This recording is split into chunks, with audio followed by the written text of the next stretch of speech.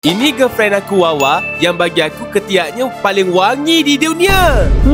Wangi sangat. Disebabkan terlalu wangi, aku tak boleh berhenti menciumnya. Aku pelik lah. Macam mana boleh wangi sangat? Sebabnya, Wawa selalu makan tak sihat. Dan yang paling pelik, dia jarang sangat mandi. Wawa, kenapa garu-garu ni? Sebenarnya dah berapa lama Wawa tak mandi ni? 5 hari. 5 hari?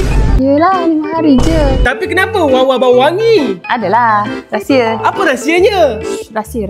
Dan aku yakin, rahsia kewangian dia ada dalam beg yang dia selalu pegang ni. Jadi, masa dia tidur, aku cepat-cepat ambil beg pada tangan dia. Mesti rahsianya ada dalam beg ni. Jadi, aku keluarkan isi dalam beg dia.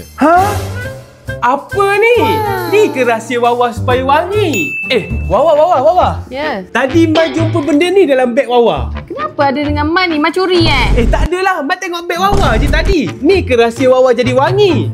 Adalah. Ish, pergi. Agak-agak cincin tu kenapa Kenapa Wawa rahsiakan daripada aku? Kalau korang nak tahu rahsianya, korang kena subscribe.